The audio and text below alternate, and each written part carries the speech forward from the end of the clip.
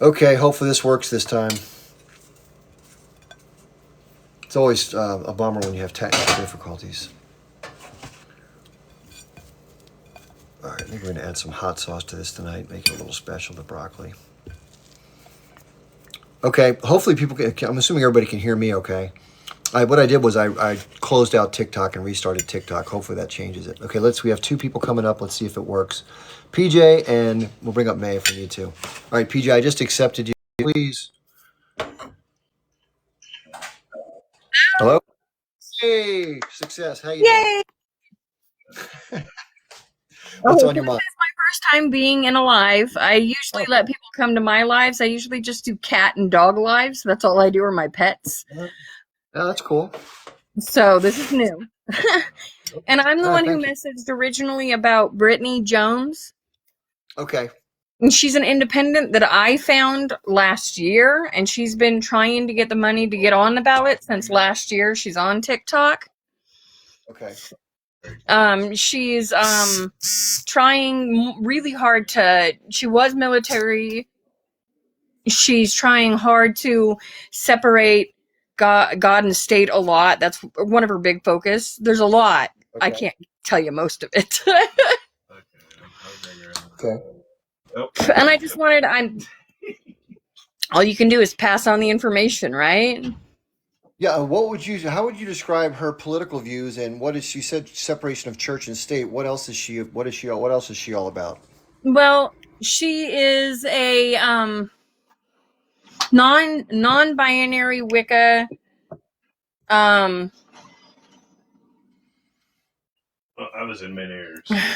I know she was in the military. Bear with me, my brain remembering is really hard. Okay. No worries. um, I know she's very. I know she's pro pal. I wish I could give better information.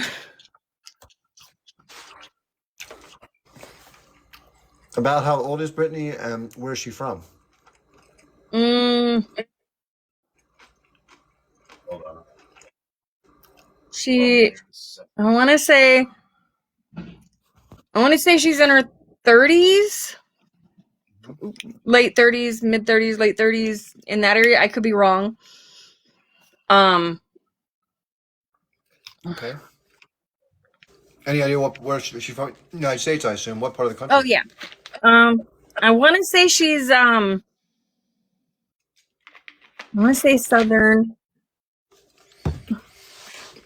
Okay. I could be Well, I tell you wrong. what, if you can, I mean, we can always is she on? Does she have a website or is she other online Yeah, issues we can take a look at? she's on TikTok too. She started her stuff to try to earn the money to get on the ballot through TikTok. She's been trying to get as Okay. many as people as she could to get her on the ballot and get people into the whatever it's called into Congress or what not to get her Okay. in.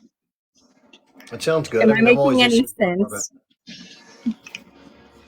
Somebody is asking about whether I saw, if you don't know, this is an Egyptian comedian, Bassem Youssef, on the Patrick Bet David podcast. Yes, I did. And I found the interview with Adam, who's one of the regular co hosts, to be painful. And when Adam's what I would call an ardent Zionist, like extraordinaire. And the style that Adam took up in interviewing Bassem was very, very ridiculing and very, very confrontational and basically name calling. And you don't know what you're talking about. And Adam was the one who didn't have an effing clue about a lot of stuff, unfortunately. And by the way, Adam is informed about some of it more than many. But I didn't like Adam's attitude. I thought he was being cocky, kind of unnecessarily aggressive. He was being rude to Basif, like just assuming he was a moron because he was a comedian. And by the way, Patrick sat back and let it all happen. I have such mixed feelings about those guys. I'm not a fan of Adams. I think these guys focus on money as an end more than anything. So they're kind of like money grubbing people.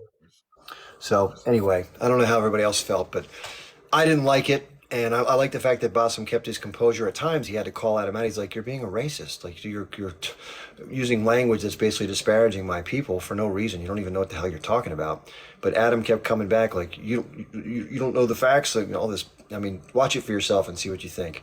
I was disappointed that Patrick didn't moderate more, but that's just me. Anyway, I mean, Patrick didn't say much at all. That's what he said after. He said, "I really enjoyed listening to both of you." Well, that means Patrick doesn't know jack shit about the thing. Yeah, Adam was terrible. I mean, I never really liked Adam before this, but I definitely didn't like him after that happened. I want nothing to do with that guy. I think he's a bad guy. But maybe I could be wrong. But at least on that issue, he's horrible. He was just. I don't like people. Listen, even if you don't agree with somebody, you can do it in a respectful way. I try to do that as best I can. Not everybody makes that their thing, but I don't like people that are rude to people like that and kind of snarky and like I know more than you. You know, kind of trying to. I don't know. Just if you know something, share it and in a way. Let's see if the person says, and you go back and forth. You know. Anyway. All right. So PJ, did you want to say anything more about either Brittany or anything else you want to talk about?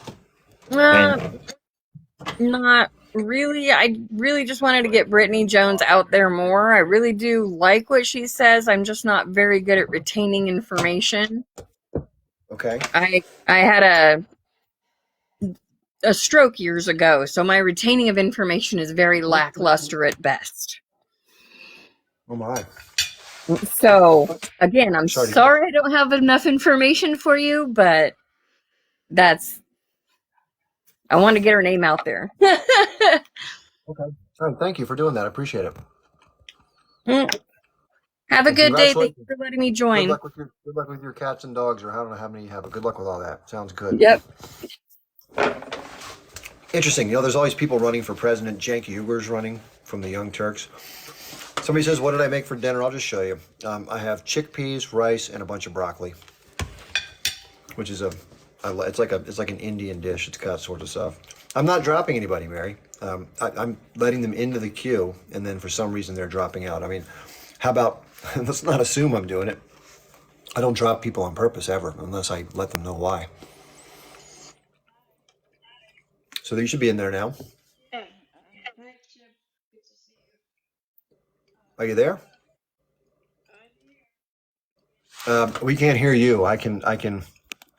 Maybe you need to get closer to your phone or something. I can't. And maybe you might need to restart as well because we can. I can barely hear you. There you go. Yep. There we go. That sounds good. Better? I think so. Yeah. Well, how you doing? Good. How are you? Good, thanks.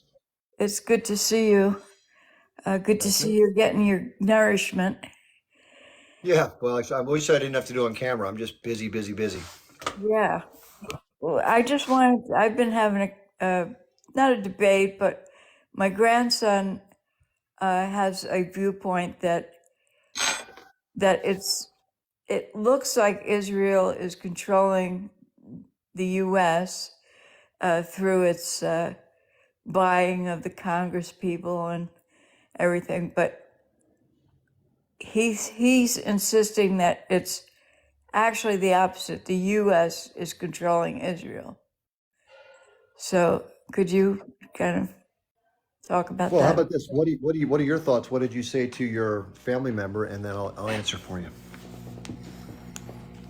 Well, he makes some good points, but to me, it looks like we're being controlled. I saw a video recently of Truman, how he was discussing his approach to it, and it seemed like even he was being manipulated at the time.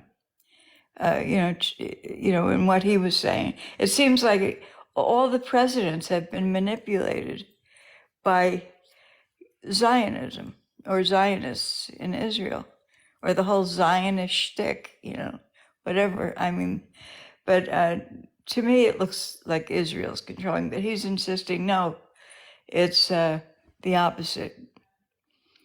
So. I tend to agree with your point of view. I think that there's a lot of influence. I think it's multifaceted, right? So it's not always, one or the other. but there are definitely forces that are involved. And I think a lot of things in the United States for a long time, by the way, it's not just recent, have had a strong influence from either Israeli folks or people who are Zionists or some iteration of that, because you see it in what's been happening, right? And some people even argue, going back to World War I, a lot of people argue that the U.S. was staying out of it and that they were drawn into it from Zionist impetus or something to that effect. Same thing with World War II, and the same thing with other conflicts. So people, again, have all sorts of thoughts. I don't know for sure, but those are the allegations. I'm passing those along. But as far as right now goes, the U.S. is publicly saying things like enough is enough, or no more indiscriminate dropping of munitions. But privately, I would believe if they would have said something more stern to the Israelis or threatened something, that it wouldn't be continuing. But it is continuing, so they probably haven't done that. Or I can't imagine that the Netanyahu government would ignore a major, like if the U.S. put their foot down. But I don't know if they're going to put the foot down. You have Anthony Blinken and other members of the Biden administration who have dual citizenship. Who knows where their loyalties lie? So it's possible that they're not being as proactive with what the U.S. citizenry wants because of the other relationships and interests, which is unfortunate. So that's my best guess. Anything else to share on that, or do you have any other things you wanted to delve into? Well, my theory is just that America now is afraid of BRICS, and that's why they're going for this all out.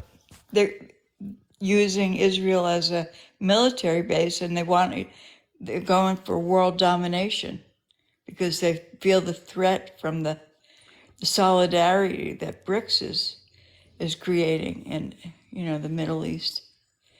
So Yeah, it's possible. I've heard people say for a long time that with things like the Greater Israel Project, and if you don't know that, you can type it into a search engine and you can see the map. But I've shown it before and actually done videos about it. But it's the idea that there's extraterritorial ambitions from those who are in the Zionist mindset. And there's one video I did with this lady who's like this really zealous, leading this really zealous settler colonial movement of people who want to colonize all of historical, what they call Judea and Samaria, but even everything going from Cairo, Egypt, over to, including all of Lebanon and a good portion of Syria and half Saudi Arabia and all of Iraq and Kuwait. I mean, it's off the hook what they want to do. So, who knows? But some people believe that that's what's going on right now. Like this is all a step in towards that goal. I can't say for sure. yeah. But And do you have any ideas? I'm sorry. Go ahead. No, go ahead, please. Oh, do you have any ideas about any rising someone to? Because Biden's obviously is at 33% in his Yeah. popularity. So, do you have any ideas who might rise up? In that vacuum there. Yeah, I mean, people have talked about different names. People have thrown out names like Michelle Obama, or my best guess is that the person that seems the most groomable for the position is most already co-opted is Gavin Newsom, the governor of California, and he's. I mean, if you want to talk about bad being bad, he's somewhere worse than bad. He's really bad as far as he's a total political creature, and just goes with the establishment, and all that in a bag of chips. So. Either way, whether it's Biden in his decrepit condition, or whether it's Gavin Newsom or Michelle Obama, or even, God forbid, Kamala Harris, it's more of the same. Is Either way. Newsom also Zionist, like pro Zionism? Or I can't say with certainty, but I'm relatively sure someone like him must be. I could check on it. okay, well, thank you so much, Chip. Always Sure. enjoy Yeah. coming on your live. Thank Thanks for being here. I appreciate that. Yeah, this is great to hear from you. Yeah, if you don't know Mayday's situation, she was an activist back during the Vietnam War era. So she's been to DC protests like the one that we went to on Saturday, but ones that got much more involved, where people actually got arrested. I believe she got arrested. And she found out, much to her surprise, that underground somewhere, there's a place where they can arrest like 12 or 15,000 people in case the protests get out of control, which I guess they did. So interesting to know, right? There's more capacity, but I always like to say they can fit 15,000, but you can't fit 15 million, right? So that maybe is what it's going to take.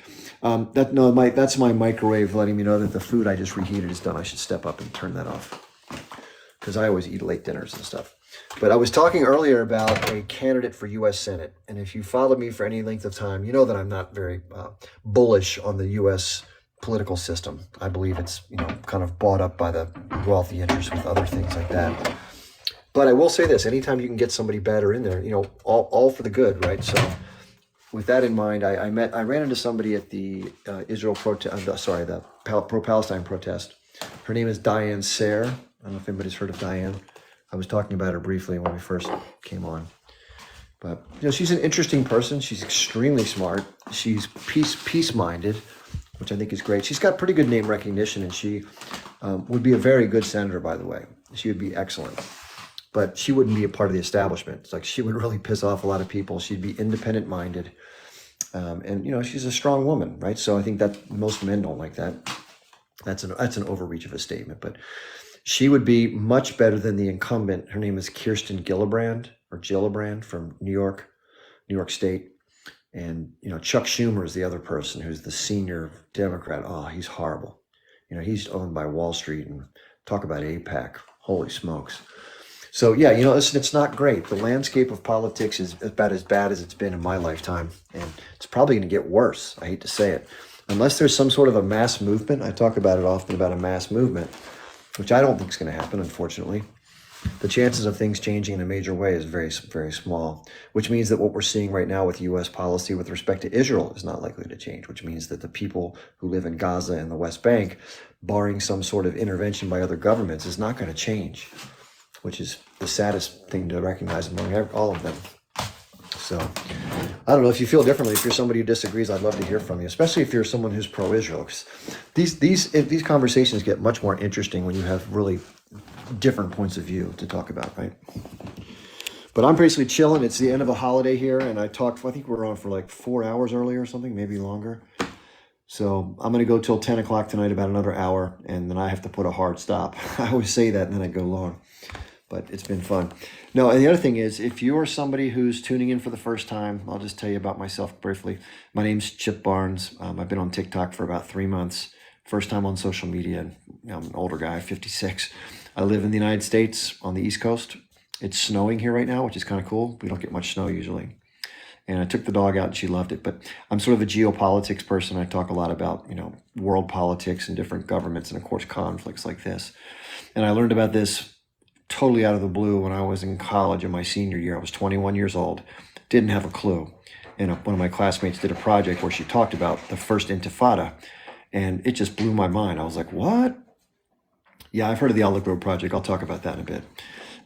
So I had no idea. Like, I didn't know there was a Gaza Strip. I didn't know what a West Bank was, and none of this stuff. I just heard Israel and bad people. That's all I'd heard. I was a young, dumb kid, right? So it just blew my mind, and I was very blown away the fact that Palestinians were so marginalized. I was like, why? Why are these poor people suffering?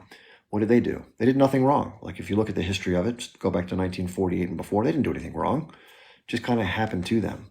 So always sort of had a soft spot for it, read a bunch about it, watched a bunch of stuff when the internet came out, things like that. And have read authors like Norman Finkelstein and Ilyan Pape and Noam Chomsky, people like that who are intellectuals who know a lot more about it than the average person, and you can kind of learn from them. Study the agreements, the peace agreements, peace accords that were supposedly given to the Arabs over and over again that they kept rejecting because they don't want peace. I'm putting that in quotes, by the way, facetiously. All that stuff. So, when I came onto social media, it just so happened I was very lucky that it happened right before the terrible attacks on the 7th and all that's followed. And so, as an American, most Americans didn't learn about it until recently, or most people aren't focused on this kind of stuff. But I'm a weirdo. Okay, so Stephen's back. Let's do this. I could go on and on. Somebody asked about the Olive Grove Project. Let's park that for a second. I'll let Stephen come up, and we'll talk about that after Stephen or whatever. We'll get to it.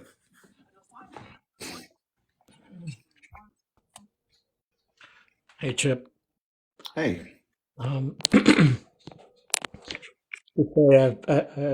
actually been impressed by you because you've been able to say things that I'm a little scared to say about, how to move forward as the reality, militancy, and militancy against property, not people, is part of everything that, every group who has ever, achieved success against oppression, and it's, the idea of shutting stuff down, is a big important thing. And I could lay it out, and have to admit I'm scared to do it. I don't think that there's, you know, I don't think this is a safe place where people aren't listening to I'll what. put it this way. You could say in a fictional movie, if they were going to write a script and have it done in Hollywood, this is what they'd probably put in the movie, and then just start talking. Yeah, but that's not gonna fool the powers that be, so to speak. So, But listen, you don't have to advocate for something to say that it's a possible roadmap. You don't have to, say even encourage it. You can say this is just what I think intellectual analysis would probably be a path to be able to accomplish things. yeah, I agree, That's what I said. and I need to work towards that, I guess, a little bit more, in what I do. But anyway, that's all, and I'm glad I had an opportunity to speak to you early, and we'll see how things develop going forward. Do you I do haven't. you I mind? I was going to say, do you mind sharing your backstory? A lot of people tonight maybe not been there earlier. Do you mind repeating what you told me earlier today? that's fine. That'd be helpful, I think.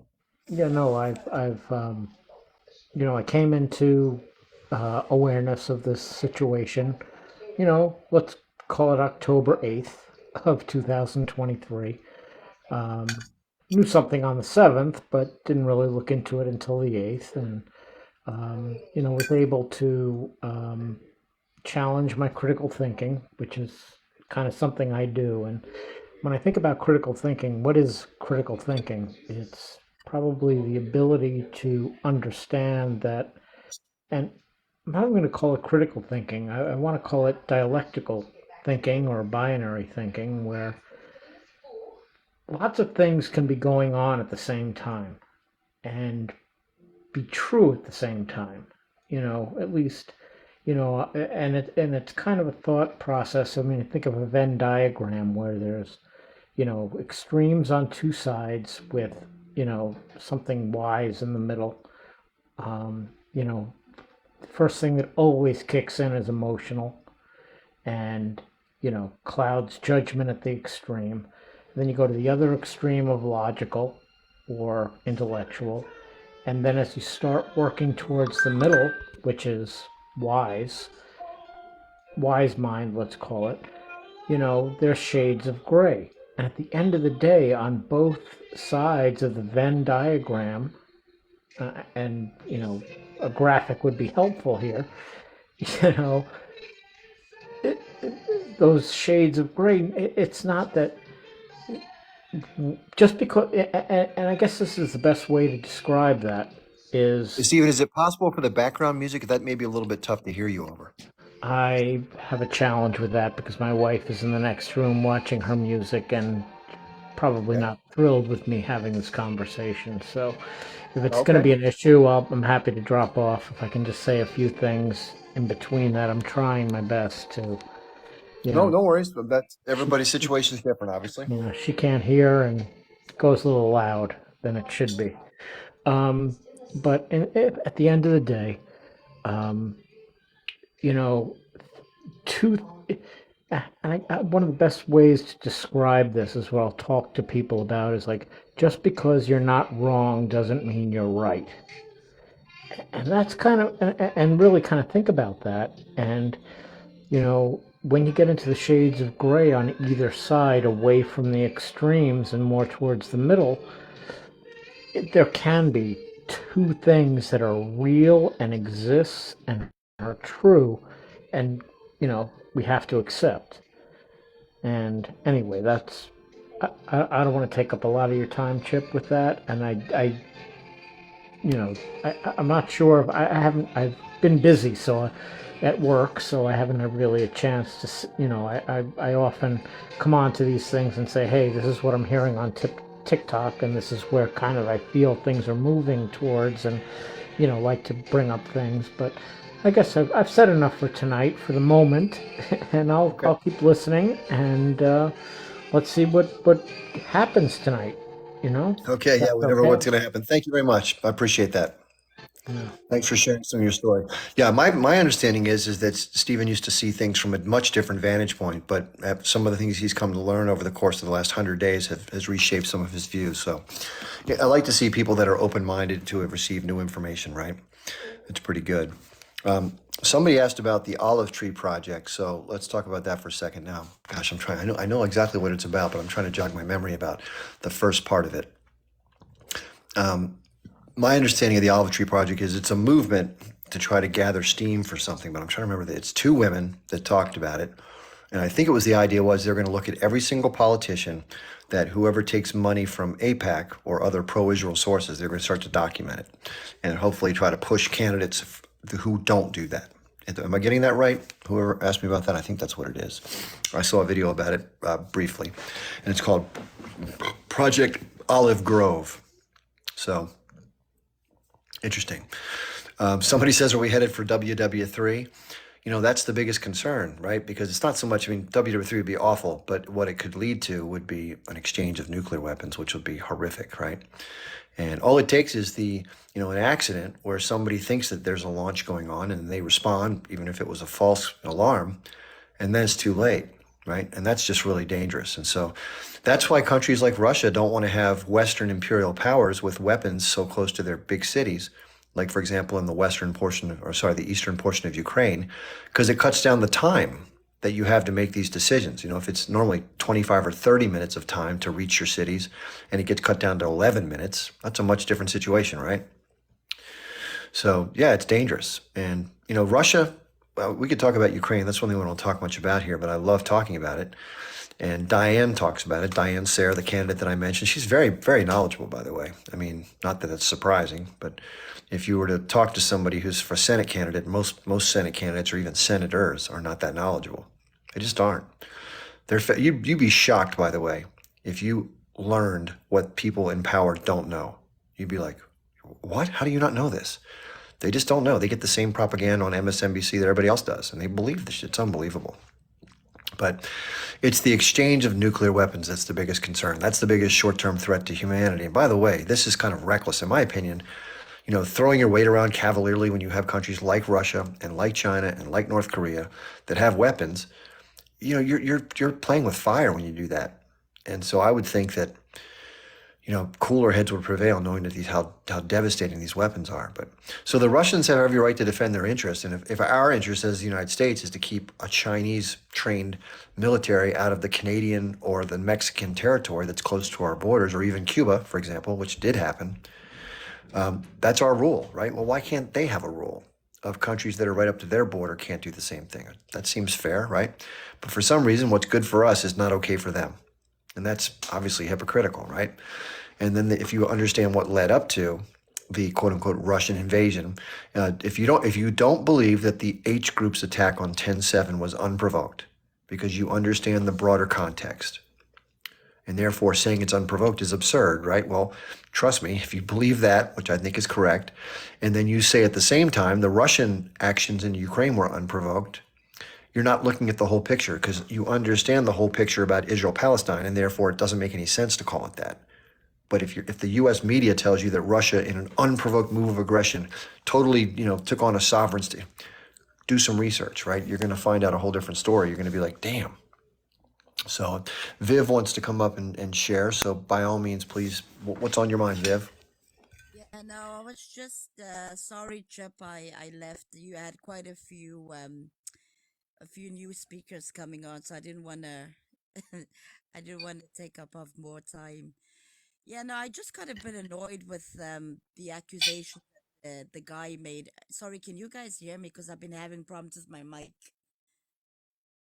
Yeah, no, it's just the horrible accusations that the guy was saying about South Africa. It was very disappointing.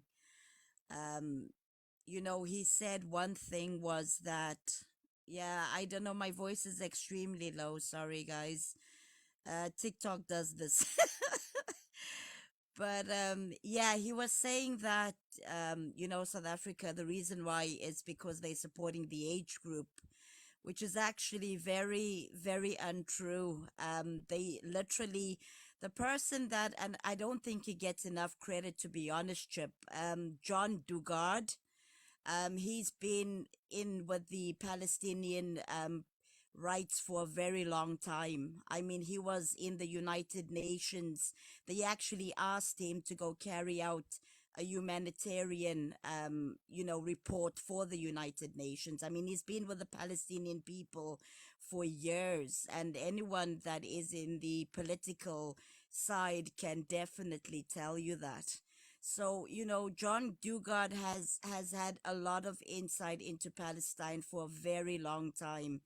And the reason why he brought up and he did the actual court case is, and a lot of people, they won't tell you this, but he sent many letters to Tel Aviv directly to Benjamin Netanyahu when the whole the whole genocide happened. He sent various letters saying this is not okay, this has to stop. And eventually, when he realized that it's falling on deaf ears, that's when he went to parliamentary in South Africa, brought them the facts and say, look, we have to do something. So Dugard, if you want to go look, he's done international law for years. He even wrote the Constitution of South Africa as well. He has very good books. If you want to go look it up, it's about apartheid in South Africa. He's been one of the biggest. Sorry, Can you pardon. spell his name? Can you spell his name for the audience? John who? Well, it's John Dugard, so it's John, and then his surname is Dugard. John Dugard. Dugard. Okay, got it. Dugard. Yeah, yeah. John So Dugard. yeah, so he's done a lot for the he even, when it was with the 2000 Palestinian uprising that happened, he actually done a lot of work as well with the United Nations. He also does a lot of humanitarian aid as well before for the Palestinians, and he's been Hmm. very, very active. So, for them to say that, the whole case is not a G side, he's a very fair person. And to be honest, as at the end of the day, all that he's feeling is literally saying, look, what's happening to the civilians is wrong. He doesn't care about the age group, but he always used to say it's an occupation, but he never ever once would say, Israel just needs to go. He's always said the same things, give them their basic human rights. And he's a great activist. I mean, even during the apartheid stage, he was very good friends with Mandela as well. So he's done a lot of international law, and I just think, he wasn't given enough credit or explanation, because all they're doing now is, spewing a lot of nonsense, saying that, they're doing this because of the age group. No, it's because John basically is feeling for the Palestinian people, and he's brought this to the constitution and the parliament in South Africa. So that's what basically has happened. So just for anyone saying that there's it's because of the age group or South Africa is supporting the age group, it's totally untrue. Yeah. He's been doing this for years. So if you guys wanna go look him up, he's a great person. And I've met him. He done a lot of lectures on international law, and he's really someone that's, you can look up to. So just, if you there's a few, he's also written a few about occupation as well. I think there's a few authors as well. It's, I think, the occupation of Palestine or something like that. I know there was a great book on that too. So Now, just the other comment, this gentleman came on and said that in his opinion, that South Africa was the most violent country on earth. What would you say to that? it's not violent. The problem that we have at the moment is crime. Okay, in South Africa, Chip, we have super rich people and we have super poor people. There is no middle class. You can have Right. someone that will have a tennis court, and you can have a pool, and then you'd have someone that literally does not have like they don't have a house. They literally, put some zincs together, and that's what they call home. And the unemployment rate is really, really high, Chip. And the reason why it's really, really high is that investment is a problem in South Africa. A lot of people are scared to invest because of the crime rate.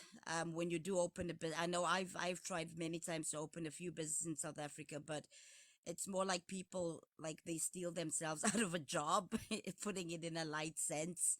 But that's the problem is crime. Judges are very like some judges are very corrupt. You can buy your way out of anything if you have enough money. Mm. The jails don't have enough capacity to hold people because obviously, someone gets locked up, they saying, okay, what did he do? Okay, he stole that, that's not, there's someone else that unalive 2 or 3 people, would rather put him behind bars. So it's the problem is the justice system is really bad. So it's more the crime rate. To be honest, there's people that don't have food, Chip, that they have to steal to make a living, and that's unfortunately the Mm. fact of what's happening. But in South Africa overall, if we had a more better judge, a better like law system, I would Yeah. say, it would be great. But saying it's a violent country and all of that is utter nonsense. It's just unfortunately the crime rate is what drives it up. But Mm. at the end of the day, I mean, one thing I can say about South Africa, Chip, is that there's freedom of speech. We are very well informed on a non-biased point of view.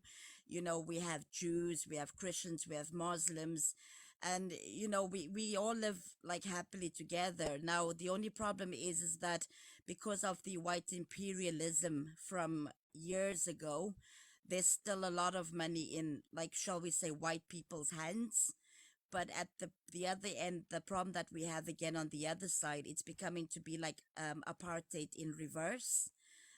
So it's kind of sad. We still haven't reached the middle ground, but we're trying now. Regarding the farm murders that he brought up, the reason why they are farm murders, most farms are literally very rural, and they would be easy targets. Okay, so if I have a farm, it would be very far from police stations.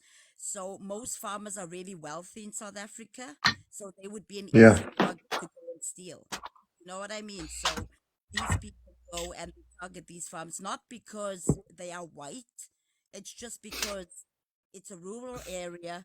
I can steal and the police won't catch me. It's as simple as that. So, and not only that, we have a lot of Zimbabweans as well. I don't want to sound xenophobic, but there's a few of them as well that's trying to stir up, some problems, having the ideology of, let's unalive a few white people, as to get our revenge of what happened in Zimbabwe. So that's the other problem, because most farm killings that was investigated were actually, some people that were with Robert Mugabe's tribes and stuff like that. So it's more deeper than what we think. So that's the other problem. Yeah, I mean, it's funny. No country's perfect. In our country, here in the U.S., you may have heard, we have tons and tons of, in the urban areas, we have tons and tons of violence. And the reason why it doesn't get as much coverage is because it's African Americans on other African Americans. And like it or not, the coverage and the outrage of somebody dying who's black in our country versus, like, let's say a kid in one of in the white neighborhoods gets a lot more attention. Yeah. So, and by the way, most of our mass shootings are in urban areas with it's people that are black vying for things like turf because of the drug trades or gangs and stuff like that. So, yeah. And by the way, I don't know if you know this stat: the Americans, we have 339 million people, and we have about 1.5 guns for every person in the country. So that means we have almost 500 million guns. Think about that for a second. or firearms, or whatever term you're supposed to use here on TikTok to not get a rating of child friendly. That's an amazing stat. The next country down the road has like 0.6. So it's just like there's so much more in this, like more than double the next smallest country with weapons per person. It's crazy. So dangerous, right? Why do you think there's so many school shootings? I mean, we have a lot of like we have a lot of weapons in South Africa as well, but we've Yeah. never had school shootings. Do you? Yeah, I think it's the culture here. I think that it is one of people. This is my guess.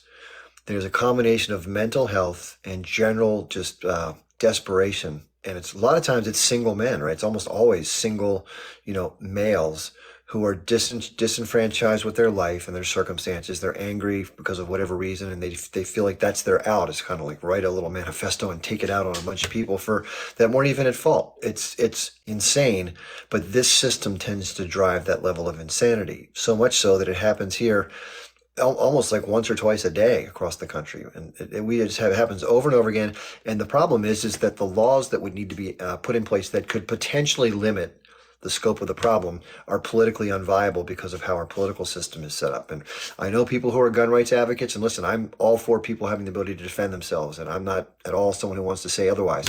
But there's going to have to be some sort of a balancing act, because in countries like Australia, where they basically outlawed, they had a big mass shooting in Australia, and they outlawed all like rifles. They just took them for everybody.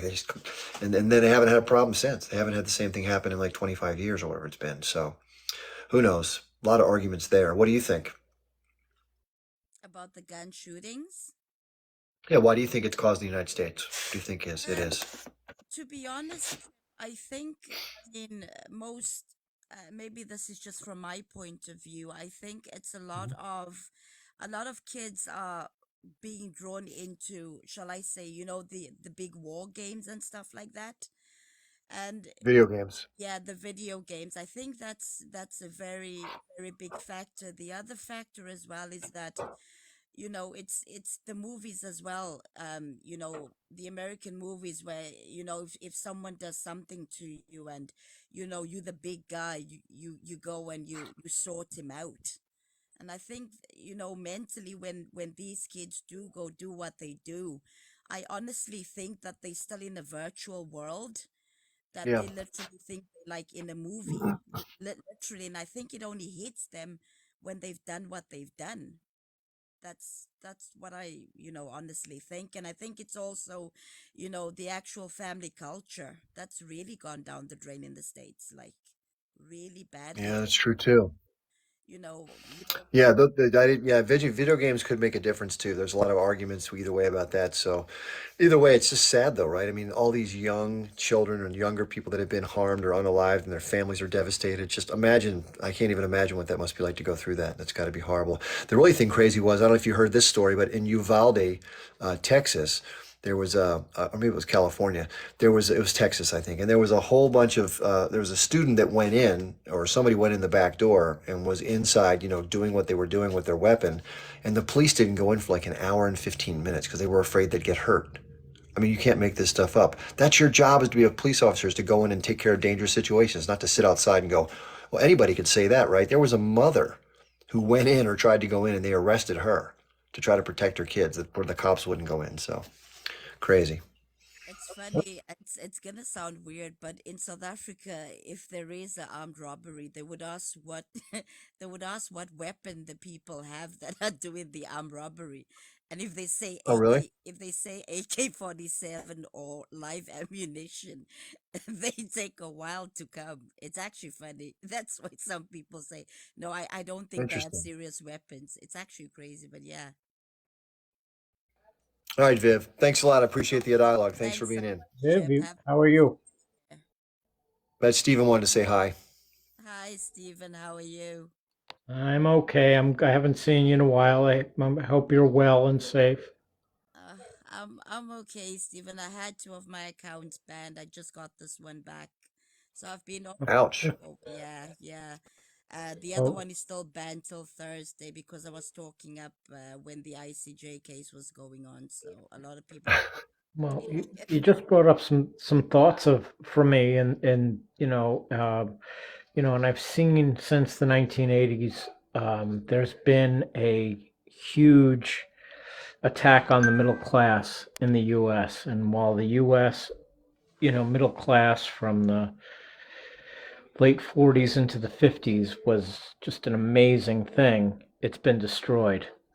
And with that destruction comes our power, loss of power, um, and also the ability to have effect on social situations and dealing with our things. And it's really allowed a lot of these terrible things to happen. Um, so, so thank you for, coming in and bringing that stuff up. And, I mean, when you look at the distribution of wealth since the 80s, it's, remarkable. And, on some level in the past, maybe there was no real strong middle class. There was a working class, the class that you know was a weak sort of labor class, and then there was the wealthy, and that's gone in the U.S.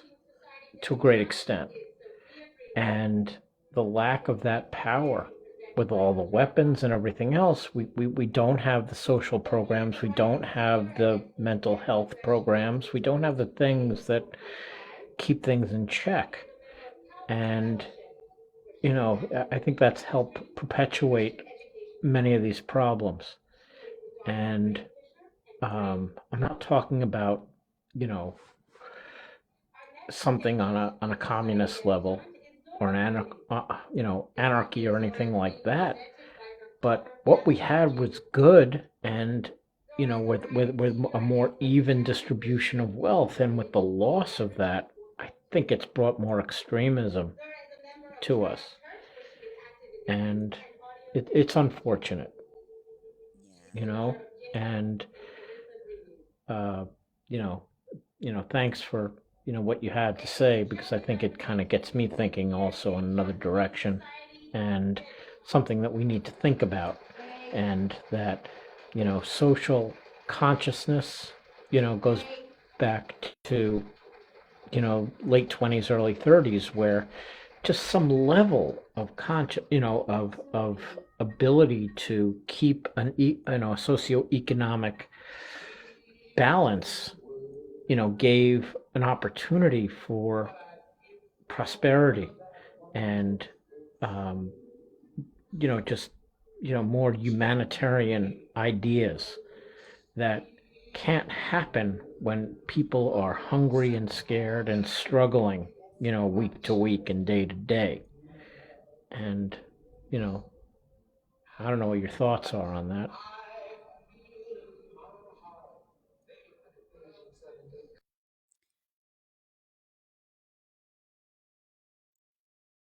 Chip, you mute. We can't hear you, Chip. Why don't you go ahead, Viv, and answer that if you'd like to? Um, for me personally, I honestly think that it's come to a point where, mothers are going out to go work just so that so a couple can survive. It's not that before women could choose and say, you know what, I'm gonna go work so so I can just have extra in the house. It's come to a point, unfortunately now, where both partners have to work, and it's becoming more like a fight for survival than actually enjoying civilization, which I think is really sad. And I think a lot of mothers are losing touch with the basic things of being a mother. Being there, listening to your kids, sitting around the table. There's not many families, and I speak to friends of my kids as well. There's not many families that sit together around the table anymore. It's more like the kids playing with their Xbox and then running to eat something.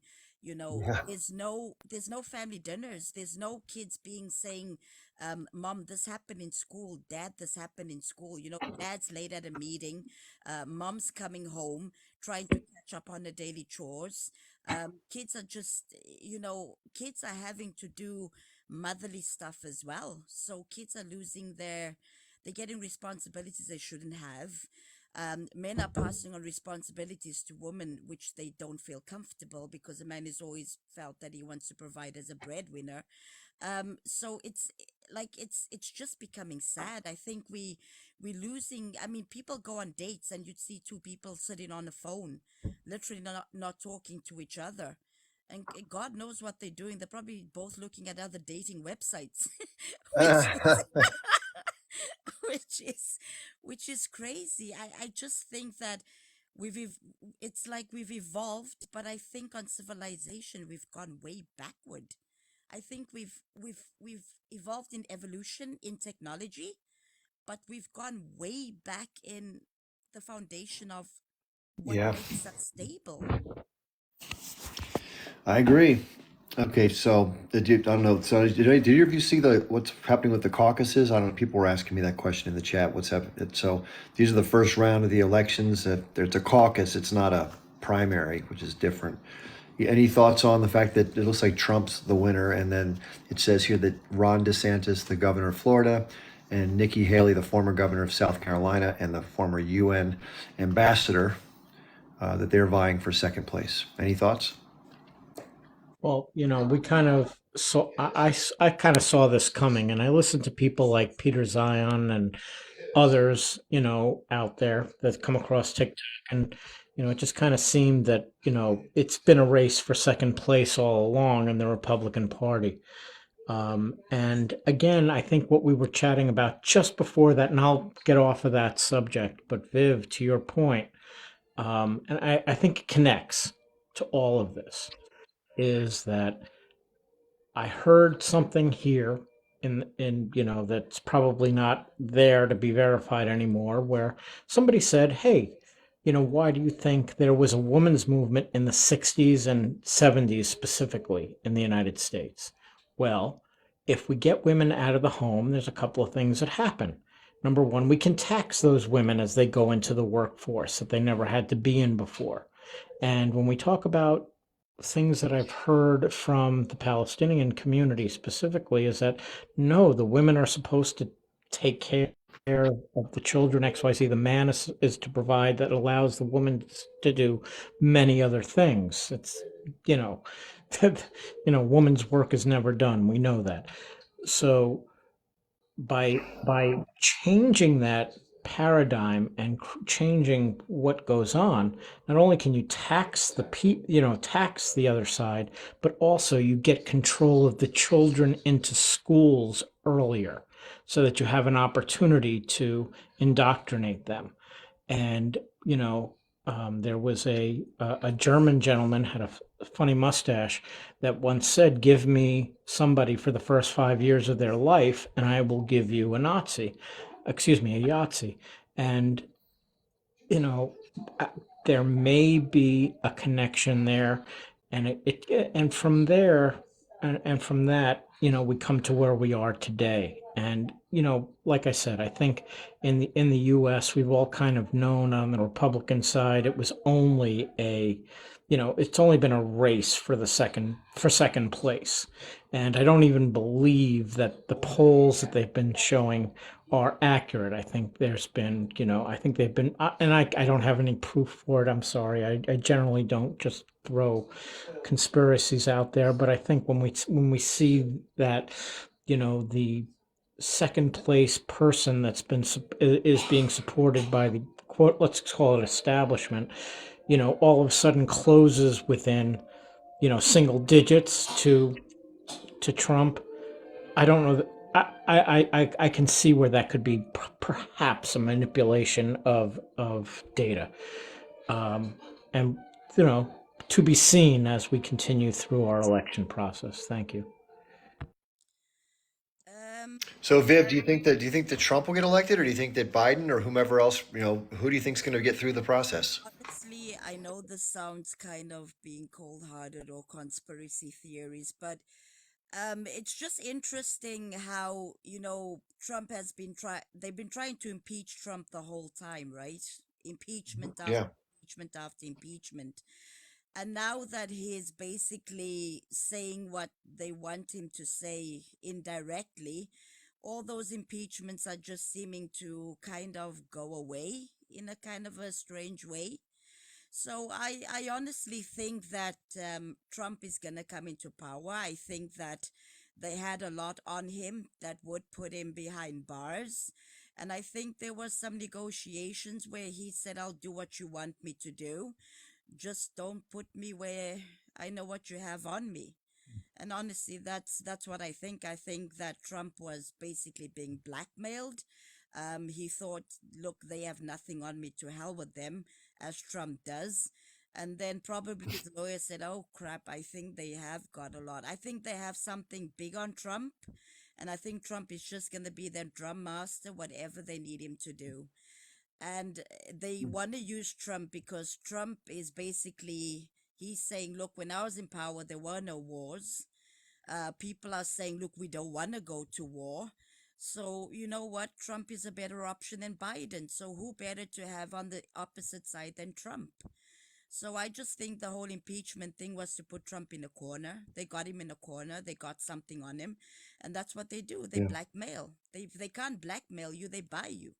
And if they can't blackmail you or buy you, they'll unalive you. Simple.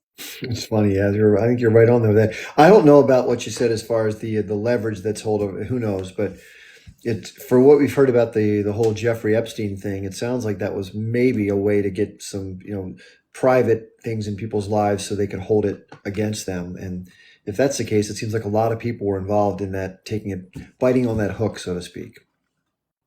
And I'd say there's a few people, and I know it sounds horrible, but every single person that I'm not saying it, but every single person I know that was on that island had a very big influence, whether it was in their workforce or in society. It wasn't small players. These were big people. Why would you want all big players? It can just be a simple thing of you standing next to a few young girls while something's happening. You might not be doing, but you're watching, and that picture will end your career. So it's as simple as that. Yeah.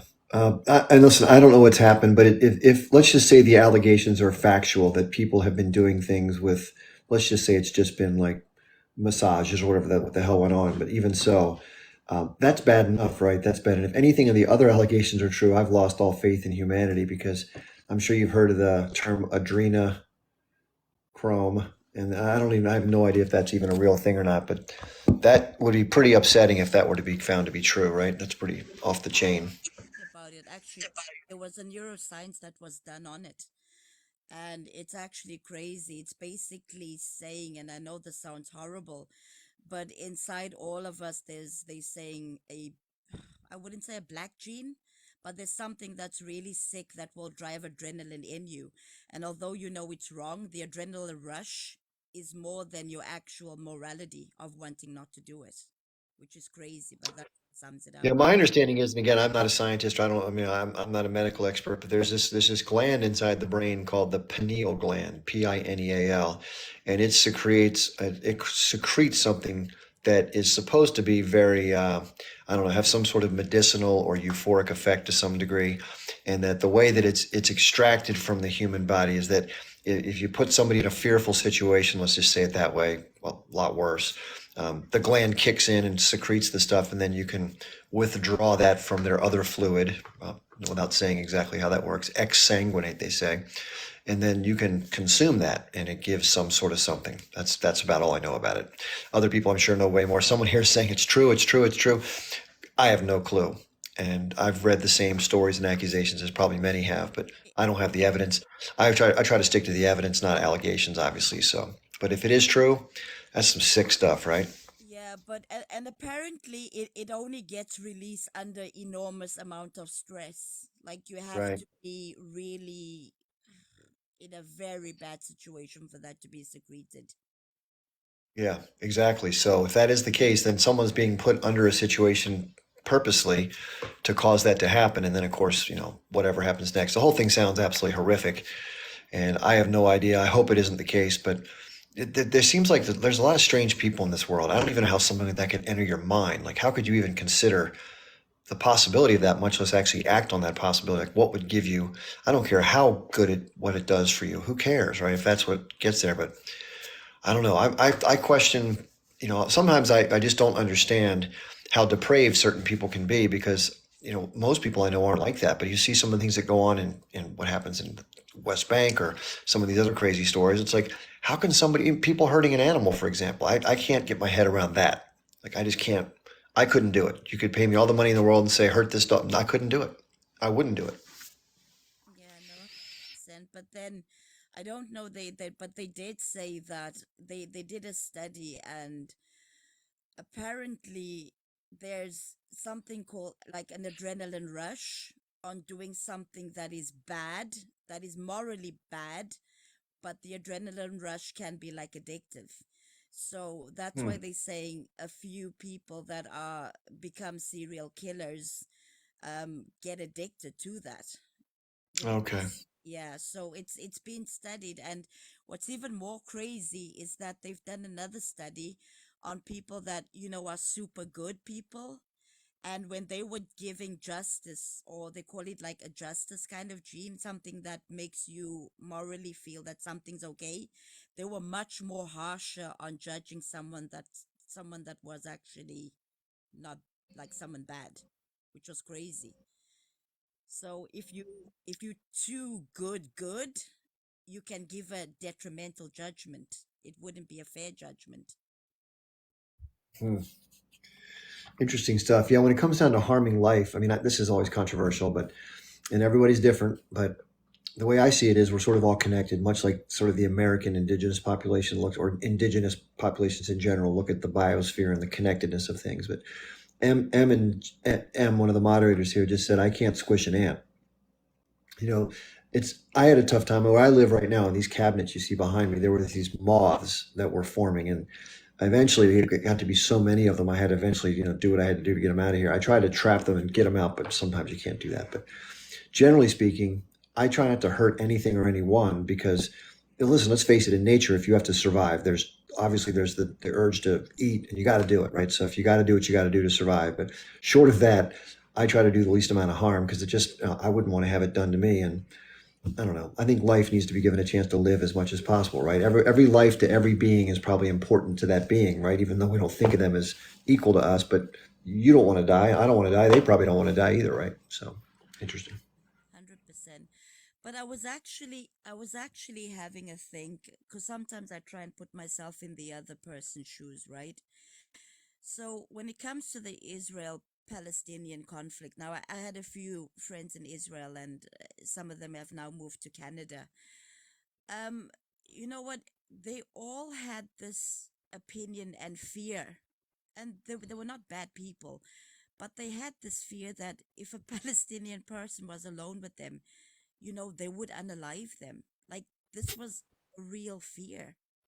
And it's the way I feel, and I know this sounds crazy, but I feel both the Israeli Hmm. citizens and the Palestinians are both, they are both, how can I say it, victims for the government that's in power at the moment. On one side, they are saying these people, if we don't protect you, they will, you will not exist. They will unalive you. And then the Palestinian people on the other side is like, these people are trying to, they're happy that we being unalived. So when I talk to both sides, it reminds me, what happened in South Africa, because I'm mixed race. So I have like white family, and then I have black family as well, right? So Hmm. I've seen on both sides, when my white family was talking, it was more like, if we give the black people their basic rights, they will eradicate us. And then the black people were like, why are they suppressing our rights? We have to break free. And it's like, when I look at it, it's just like a different picture, but it's the same thing. Hmm. And the apartheid government was making the white people feel like we are keeping you safe from the black people. This is why we are segregating them and doing them because they are more than us. And in Israel, they're saying the exact same thing. Those people are more than us. If we give them our rights, we are gone. So, and that is, I think that's the problem. I think it's fear on both sides. The Palestinian people are saying these people are oppressing us because they can. And on the other side, the Israelis are like, well, if it's better they get unalive than us. And I remember when Mandela came into power, like a lot of people that were doing the apartheid thing, they fled. And I'm sorry to say though, so, but a lot of them fled to Israel. And a lot of them, when I see them, like we remembered them from being in the military in the apartheid time. I mean, my mom looked and she remembered one of them and she was shocked, and she said, I remember that guy, you know. So it's just crazy how they, and when we came together, like it wasn't easy. I'm not gonna lie, because I was there when, in South Africa, I was living there when the whole transition took place. Both sides, one side was like happy to get their freedom, and the other side was fearful.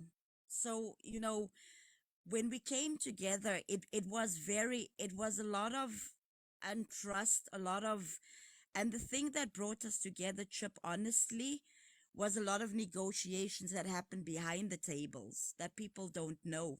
Like, for instance, Mandela did a lot of things. He sat down with, people on the white side, and he said, right, what will you give up? What can we sit down upon? And one thing for the white people was rugby. That was their baby. And and he said to them, straight out. A lot of people don't know this. He said, "No problem. You can have your players. We won't interfere." But I want my black people to enjoy the same sport, and I want you to learn them. And it was lovely to see when the like there was a lot of people that pulled out of rugby as well. I mean, if you watch the movie Evictus, it literally will explain exactly what was going on. But it's just that Was that with Morgan Freeman? yeah, yeah, that's the one. Okay, got it. So if you watch that, it was very, and also, Mandela was very right out saying, okay, this is what we will, this is what, and also with De Beers, the big diamond Diamond Company. company, Yeah. they said we will not give too many black shares, whether you like it or not. And these were, what was spoken behind doors. And Mandela negotiated that and said, okay, we understand. But at the end, we all came together. And yes, up until now, it's not perfect. But I can just say, when you see the untrust or the mistrust come together and people live together, you realize that it was all like a lie, which is crazy. Yeah, most people don't know this, but Elon Musk comes from his father owned a diamond Yes, mine. that's, yeah. Elon Musk is actually, yeah, he was in Pretoria. We used to tease him actually. He was one of the kids that was, he was very strange, but no, he's not arrogant. He's just, Elon Musk doesn't like to be told anything. I mean, he's just very, most South African people, it's not arrogance. We just don't like to be told. If we have our opinion, and it's just because there's so much freedom. I mean, in South Africa, it's the freedom of speech is crazy sometimes, and a lot of people, when they come and they look and they say, how can you say that? And we like, that's normal. So it's just interesting. And it's funny, in other countries, you know the ideology. I mean, when, like, from my dad's Irish, right, and then my mom's South African. So, it's funny when they used to argue over the smallest things, but it's just interesting how you can see a different thing. But it's like I said, I was blessed, obviously, because I had so much intercultural. I've met a lot of influential people in my life. So I mean, it's opened my mind, and sometimes I wish I didn't know as much.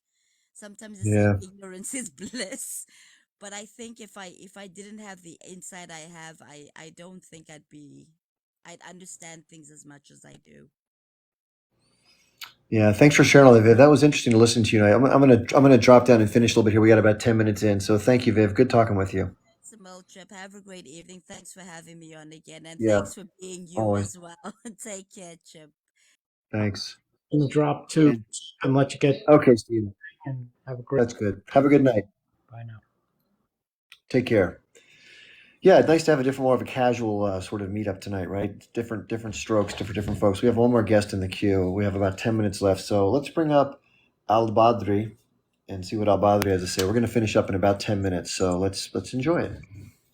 Well, good morning. Isn't it in Washington, D.C. yet? It's evening here, Oh, actually. yeah.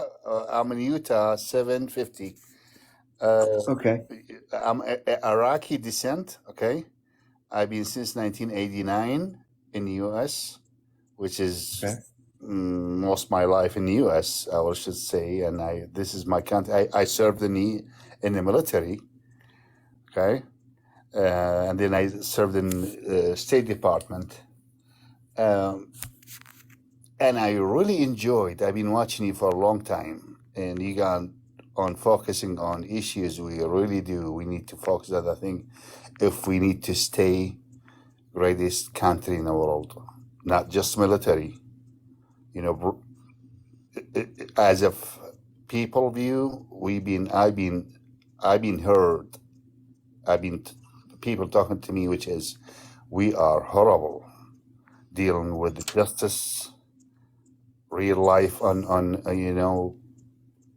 government take care of the people in the United States is not good enough. It's not enough. Only we've been blamed for too many problems in the world. That's true, and we have to agree. And I believe you agree. We've gone way far, so far, which is we're gonna end up losers forever. And I need my country. I'm Iraqi descent. I served in the military U.S. in the government, just like you. And if you ask me, where are you from? I say, I'm from America. This is my country. I love it. You want to go back to Iraq? No. If we go back to fight against Iraq, I will do it. Sorry, because I'm American. Okay. I have to do that. When the government, the people tell me yes, I will do that. But reality, we've been doing wrong stuff for a long time. From AIPAC, now people, they start to know.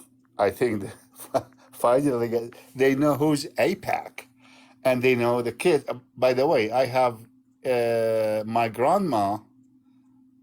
No, let me do it right. Yeah, she coming to US, and she taught American doctors girls how to make tandoor bread. The khubuz, the tandoor. Yeah. Oh yeah, Mm-hmm. and they love that culture. And she been a friend. Oh boy, don't tell me. I mean, doctors, girls, and they taught their kids how to make in Idaho and Utah, how to make bread in the tandoor. No chemicals, just bread the thing from Walmart, make that thing. And even my neighbors, when the grand, she cooking over there in the back and baking, they go by the fans. Oh, she's coming. Everywhere waiting for the parts, food. In the end, we are human. We are human. Whatever your religion, wrong is wrong, right is right. And these people, finally, the eyes open on them. They've been really completely wrong. By the way, they have option to go everywhere in the Middle East, Iraq, Oman, Yemen, Tunisia, everywhere. Morocco, we have Jewish. I lived in a neighborhood in Baghdad. I have neighbors Jewish and Christian. Truthfully, when I looked at application in the United States, when you apply to job, are you black or Asian? Really? We are basket, man. We are the basket of the world, and we should be basket of the world in everything. Wrong is wrong, right is right. I agree. Jewish, they need to have some place, but in the end, they will blend in and live. Just live.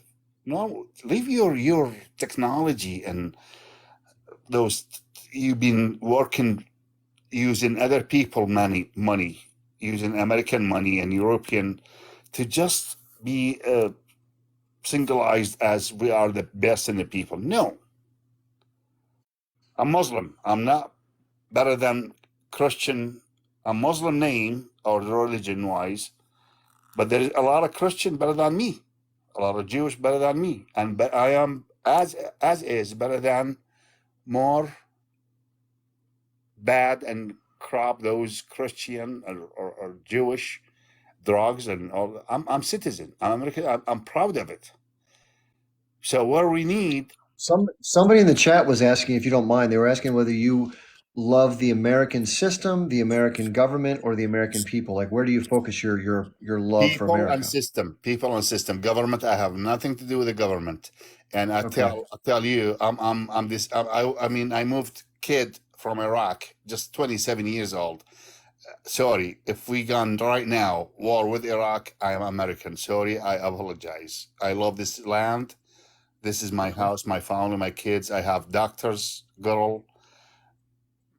I have dentists of my kids. They go. I have all kind of cars. I have my house.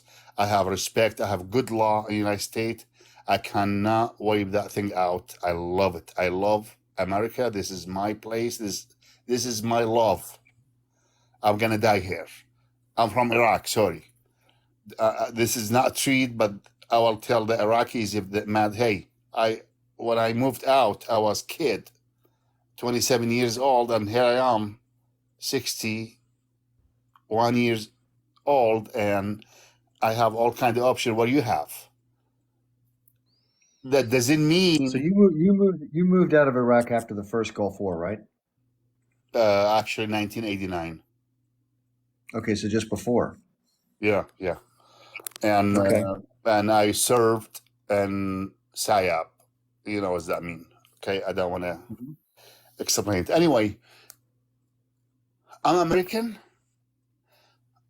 just like you, maybe European descent. I'm Middle Eastern descent. I love this place. I will die for it. This is the best place in the world. I need everybody to hear me.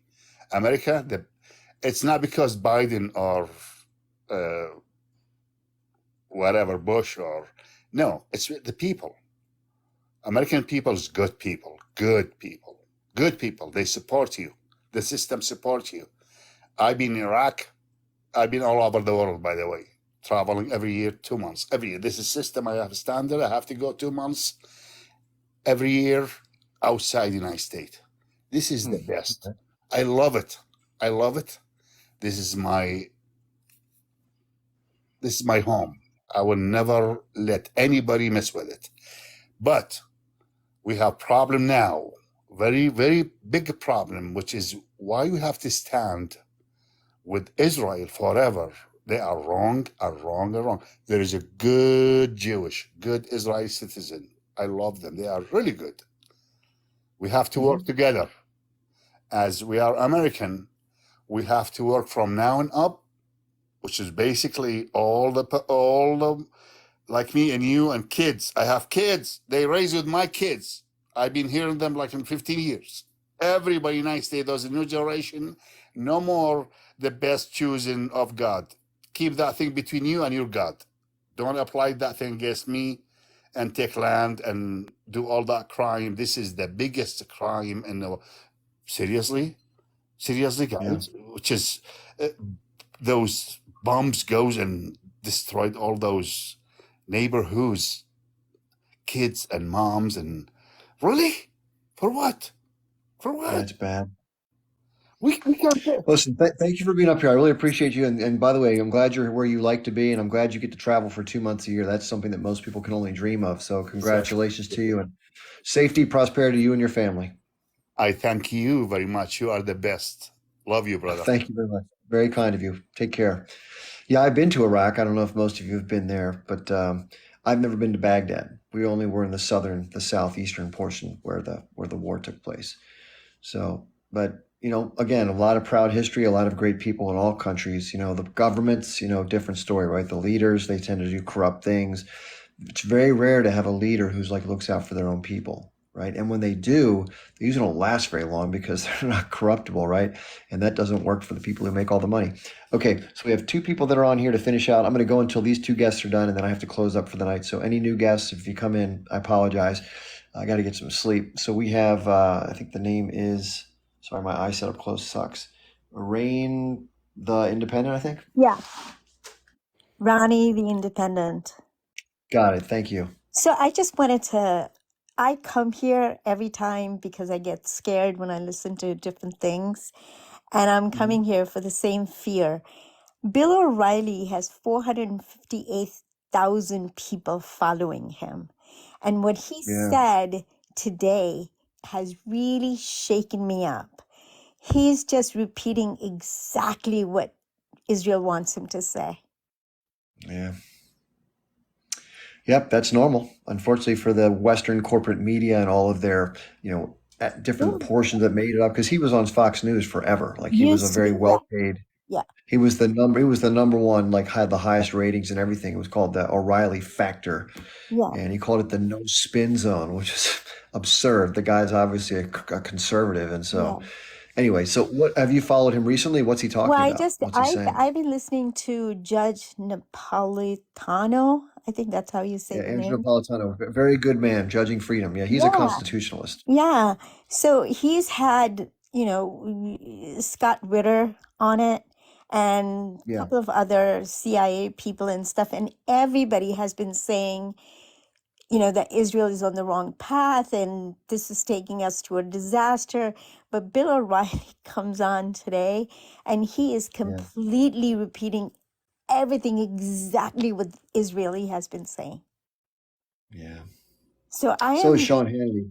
These guys are basically, they're like pull string dolls, right? They take the money, they get paid the big bucks, therefore they say the same old stuff. And a lot of them believe that crap, by the way. That's the sad part. Oh, so he believes it because he was saying, no, what really got to me is like when Napolitano, he said to him and said, well, did you listen to the whole hearing in South Africa?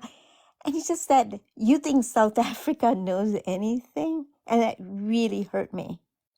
It's The like, arrogance, right? totally, The arrogance. not arrogance. He's a freaking racist.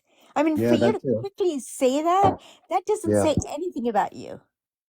Does that That's make Bill sense? O'Reilly. And he'll tell you, by the way, if you asked him, are you racist? Oh, no, I don't have a racist bone in my body. And he would argue to his death that he's not racist. Then he'll say something 5 seconds later that has Yeah. totally racial overtones. It's unbelievable. Yeah. Oh, I'm so happy you said that because I just wanted someone else to say that because I was like, this is so ridiculous. Means 458,000 people are listening to this racist guy is so scary. So just Yeah, when I thought, see some of the followers, I mean, I'm new, so obviously I don't have any expectations, but I'm right around 109,000 after about 3 months or whatever, which isn't bad. But there's some people on here that have like 7 million followers. I'm like, what? 7 million people? That's unbelievable. So yeah, I don't know how they rack up that many followers. I don't know if I ever have 170,000. It's going to be tough to keep building audiences. But yeah, people like Bill O'Reilly, he's just got name recognition because he was on television, right? TV is amazing in its reach. It's pretty scary actually because I yeah, don't know if you know this. 96% of American households have televisions. yes, 96%. yeah, That means that everybody pretty much has at some point in their mind watched commercials and TV and corporate news and all that Bill O'Reilly BS, yeah, yeah. I found a good source. The Intercept and Common Dreams is Yep. excellent. Max Blumenthal is really good. Excellent. The Um, Gray Zone. Gray Yeah, Zone. Gray Zone was really, really great. And every time I get upset, I just listen to them because that's my heaven. It's like I got to go there, escape from all the other stuff. But thanks for listening to me. It was really important. I just thought I should share that with you. Thank you for doing that. Yeah, it's always great to hear different people that look at the same sources. I like Max a lot. I've met Max, good guy. One of the other guys on his team is Aaron Mate, whose father, Gabor Mate, is an author and sort of an addiction specialist, psychologist type of person. And they're both very much anti-Zionist. They're both Jewish. They both identify very well with Jewish culture and Jewish identity, and yet they're completely opposed to Zionism and the racial components of that and the settler colonial aspects, the political movement, and they realize that it's actually atheist. So it's good to see people who have principles, and even though that would make more sense for them to identify and do one thing, they do the other because of objective principle. Those are the people that I like to be around. Welcome, Henry. Hello, Chip. How are you? Good, thanks.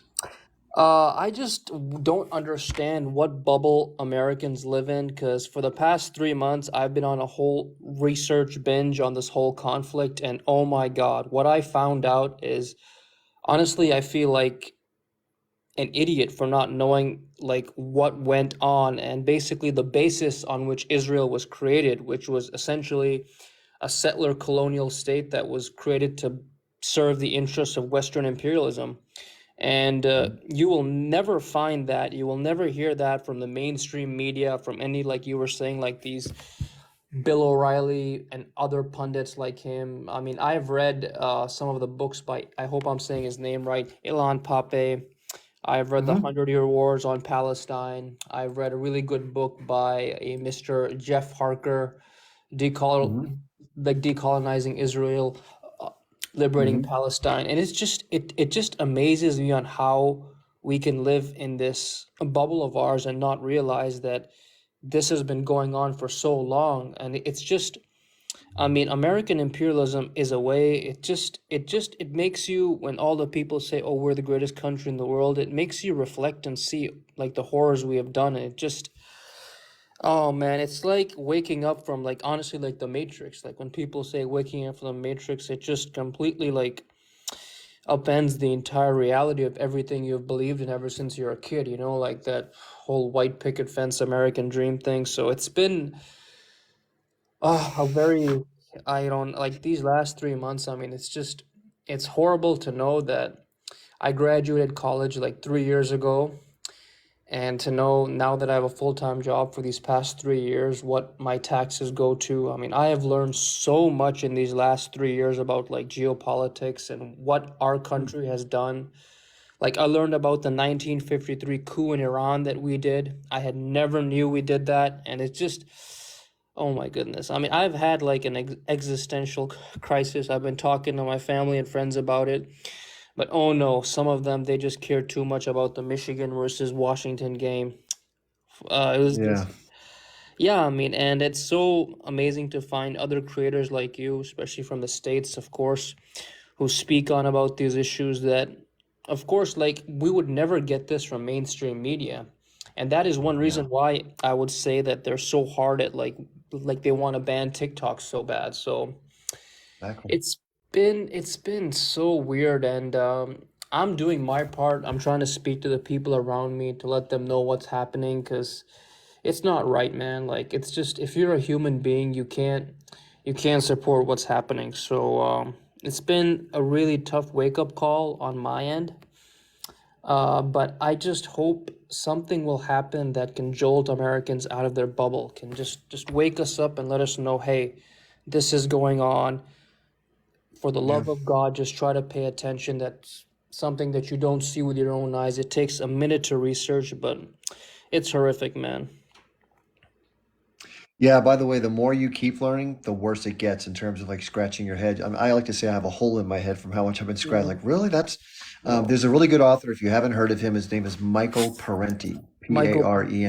okay. Yeah, he's older now, but he, back 20, 30 years ago in his prime, he was writing some excellent books and giving great speeches. So Okay. you can find him on YouTube as Yep, well. I wrote it. And then there's one other book by John Perkins called Confessions of an Economic Hitman. If you haven't read that one, I think you might find that interesting too. Economic. Again, the more you learn, you'll be like, how duplicitous is the United States, Israel, and other Western? I mean, they're cut from the same horrible cloth. I It's like mean, the most despicable aspects of the human nature. It's ridiculous.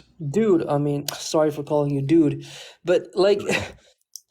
it just, when I saw that John Kirby, like, there's a really big video of him that went viral where he was crying about the whole Russian invasion of Ukraine, which is horrible in itself.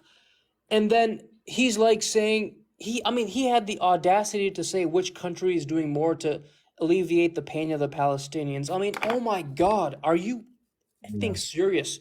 You're supplying the people who are unaliving them with the weapons. Oh my goodness. I mean, it's just the Yeah. hypocrisy of it. It's nauseating. Like, I mean, this entire thing has been like, we are no way the greatest country in the world, and the stuff we have done, the stuff we are doing, it's just terrible. It's horrible, and I will definitely look into these resources. But oh boy, it's gonna be something, because ever since that we're told as kids, oh, we're like number one, yeah, yeah. I don't know, man. It's been rough. Well, I tell you what, you're a younger person, I'm but more than twice your age, which I guess makes me the old man now. I can't believe I'm even saying that. But if you want, you can email me, and what I'll do is we'll do, if you want to do it, we can do like an hour, maybe longer conversation. You can walk us through where you were and as a person growing up, and then what changed and how you got there, and you can that'll go out to other young people so they can understand. It's always good to hear a story rather than me telling somebody, "Hey, you're younger." It's nice to hear from one of their contemporaries. Exactly, yeah. See, okay, I've been doing just that around my like my inner circle, and I went to a pretty like remote school in Michigan. It's in the Upper Hmm. Peninsula of Michigan, called Michigan Tech. It's a great engineering Okay. school and all, but I just find as if the people who I went to school with, like, they don't want to hear about this stuff. Like, I have brought it Yeah. off. Like, you do have a few people who are getting my message, who do understand, who are actually also like sharing on social media. But then again, just like such a big population of it. Like last week, of course, like I said, they had the Michigan game. Like everybody was talking about that. And I'm like, in my own bubble, which is like all this research and books I've been reading, Yeah. it's a completely like what I've been saying, like Americans need to break out of their bubbles. And yeah, it's just been God, I can't believe like how these last 3 months have changed me. So it's just been, oh man, Chip. Sometimes I do wish I was still in the Matrix. Ignorance is bliss. Viv said that earlier. It really is true. And they say the truth will set you free, but first it'll piss you off. And no Hmm. truer words have ever been spoken. It really is true. Oh yeah. So yeah, but seriously, if you reach out to me by email, what I'll do is I'll coordinate with you. We'll set up a time to do a recorded interview, or maybe you can come on and host a longer form live, and we can flesh it out more. Definitely, I'd love to do that. I really do appreciate. I really do appreciate everything you're doing. I've written down the books you've mentioned, and maybe with the way how things are going, my mind will be more woke. Yeah, well, again, the good news is you're open to it, and that's always the most important thing. And then, of course, it just kind of comes to you once you're open to it. So I give you credit for most people don't do what you've done. So congratulations. I'm sorry it's upset you, but at least you're on the side of history knowing what the hell's going on, right? Yeah, I know it's something that is very important, and I'm glad I've done it. And thanks to people like you, I've learned a lot, and I will continue to learn, Chip. Thank you so much. Yeah, reach out. I look forward to talking to you soon. Thanks a lot, Henry. Definitely. Bye. Yeah, listen, that's a heartwarming story to hear a younger person who, listen, when I was his age, I wasn't I mean, I knew a little bit about Israel Palestine, but not much else, right? So I give him all the credit in the world, and the things that he's going to learn if we do continue the dialogue are going to really upset him, but he won't be surprised anymore. Let's put it that way. Okay, we have our last guest, and I have to shut down after this. This is Zero Distance. How you doing? How you doing, sir? How are you? Good, thanks. I just want to thank you, for the videos, man, you're making. It's really and the best thing about it, it's all natural. It's all no, like it's not overly made, everything is straight from the heart to the heart. I really appreciate you for that. The Thank other you. thing, when I actually went to the DC demonstration, and as we are there, I was looking around and I see all these different faces, white, black, brownish people, Muslim people, Jews, you really feel a sense of a community. you know. And I know from these thousands of people who showed up there, you know, people, young people, you know, with the clean hearts, you know, with one not grown up with all these stigmas and, you know, all these way of thinking that kind of enforced on us in certain time. You know, I'm 46 years old, you know, but I see, you know, there's a great good comes from these young kids. I'm actually, I used to think, you know, oh my God, you know, the Z's, they are not whatever, you know, they're just lazy, you know, people talking about them. But when I see they are there, and I see how they see their country and they see their future, Yeah. you know, like, you know, the man I was talking before me, you know, I'm actually very impressed and proud of them. I do. You know, these actually the people who actually put the trajectory of this country to what's supposed to be, you know, a beacon of freedom and a beacon of rights, you know, and law, and helping other countries, which is even sometimes we hurt them. But the United States historically, it tried to fix the things they did wrong. So I'm hoping for the new generation actually to try to fix what we did wrong. You know, I'm saying I'm an American, you know. Hmm. But hopefully, you know, the new generation, and this is going to be a work, is not going to, you know, but I see some free souls coming out of this, you know, would lead everybody to the right direction, you know. Good points. Yeah, I think that's good optimism to have. Probably a good note to close on. I usually have said a lot of things that aren't so optimistic, so I really appreciate your optimism. That's a good point. Yeah, and let's give credit to where it's due. The younger people have much more. They've grown up with social media, right? So they're light years ahead of people like me, and they just take a lot more in and they know more, which is kind of cool. Yep. And they see things now in their eye in a way of, you know, right and wrong. Not we used to think at it, you know, like if they used to look to the Arabs, you know, oh, they are, you know, savages and we are civilized, you know. And, you know, I give the credit where credit due. And Zionism did a great job of actually promoting their weird, dark idea and package it in a way it was acceptable for a lot of Americans, you know. But Yeah. nowadays, you know, things start coming out, and I hope this is really. We could actually, like, if you ask any American, what do you think about, you know, the corporation control over our government and, you know, interest groups, and everybody would say, of course, I'm against it. And he goes, who is the biggest one? Is AIPAC, and AIPAC is actually dragging our country from bad to worse, you know, and making us became something not we are. Like there is no, like I literally, man, listen, if there is any 5% of advantage for the United States, I will put myself to the side. You know, even if, because I love this country. You know, I'm from Iraq, by the way, but I love this country. You know, I actually worked for it. I earned my citizenship. It didn't happen overnight. It was hard work. But anyway, but I love this country, and I still see a lot of good comes out of it. But this system started falling apart, obviously because of these interest groups, and the biggest one is AIPAC. If we dismantle, as in Americans, it should be actually our goal to dismantle AIPAC, because with AIPAC we will never ever have, you know, a president who will represent all of us. It doesn't matter what kind of, you know, like voices we have. It doesn't matter, you know, what kind of man he is, you know. But not pushed by this AIPAC evil, connected in every angle of the government, you know, to the point we've seen, you know, a G-site happen in front of all of us, like literally happen in front of everybody. It's on Yeah. alive, and somehow people, they think it's okay. It's not a big deal. This is not okay. It's not a Yeah. big deal. This is, Shocking. you Yeah, know, it's this is good. shocking. This is good. Destroyed our country. If United States get in a war now with Houthi, we cannot even tackle. If we get in a war with Iran, I guarantee you, when the time comes to fight somebody like China or Russia, we will be so exhausted we can't even do nothing about it. I think you're right, man. Unfortunately, that's what. Hopefully, it doesn't go there. Hopefully, cooler heads prevail.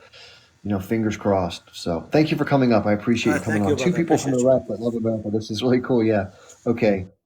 There's someone just came into the queue. I really feel bad, Chef Table on Wheels, but we're closing up, so I apologize. I normally would go through it, but sometimes I keep doing that, and then it's 11:30 at night. We're supposed to be done at 10 p.m. So, but I'll be on again tomorrow at noon. So let me tell you my regular schedule. It's Monday, Wednesday, Fridays, like tonight, from 8 p.m. to 10 p.m. And then Tuesdays, Thursdays, and Saturdays from 12 noon p.m. to 2 p.m. And that's Eastern time. All times are Eastern. And I usually talk about geopolitics. Tonight we took a little bit of a detour for a while just to kind of talk about some casual stuff, which is kind of refreshing actually. And but I don't come with a script. People always ask me, "Hey, what's tonight's topic?" There are some times when there's a topic if something's super newsworthy, but no, normally it's just free flow and it just goes where it goes. So Tonight was a little different, which is kind of cool. But anyway, so the other thing is, I want to let you know that these lives are all recorded by TikTok, and then I can download them and I put them up onto two different sites that I have content on. One is YouTube, and one is called Rumble, which is a very similar as to a YouTube. It's like YouTube, but for a different company's name. Different company owns it. So, but if you want to watch the replays or you want to watch whatever parts of other ones, they're logged going back to December 19th of 2023. There's more going back to November, but they're older. So I'll get them up eventually. But if you want to check them out, these lives, there was one today that was like 4.5, 5 hours. So they're long, and we're going to be pulling clips out of them to put issue-specific things out that are more specific and short. But anyway, more long-form content is coming. I've gotten a lot of contacts from people who have a lot of good background, people from the West Bank and elsewhere who I can interview and have conversations with, which is really cool. People like, Scott Ritter. People want me to talk to Scott. I've met Scott. I'd love to have a conversation with Max or Aaron, any of these people. Speaking of which, if you go to my Twitter, some people were mentioning some common people who we follow. I have a whole list for your convenience that if you want to see the people that I've learned from and people who I admire, it's all listed on my Twitter. It's just my name, Chip Barnes. But in my link tree, in my bio, a link tree is a shortcut to somebody's list of social media and other links. If you go to my bio, if you're inside the US, there's a clickable link. It says Linktree Chip Barnes. Click that. It'll launch a list, Twitter, Instagram, the whole 9 yards. So same with YouTube and Rumble that I mentioned. There's some groups on Telegram that we've created for different types of interaction. Names are very specific. You'll figure it out. And then if you want to help out, I have a Patreon where you can donate. And of course, the normal stuff like PayPal, Venmo, Cash App, and something called Zelle. So if you ever want to help out, I'd appreciate it. I'm doing this full time now. I hope I can make it work. I got to make it work somehow, right? You got to pay the bills. So that's kind of it for tonight. For whoever was moderating, M was in here moderating. Thank you so much for all your help. As always, you're always doing so much to help me out. And Maz was in here, I think, for a little bit. So did Gonzo Lira died? Somebody says R.I.P. Gonzo Lira. Can you please explain that, Pity? Hold on a sec. Let me see that, because that's a whole other story we haven't talked about in a while. It's Gonzalo. Let me check this out.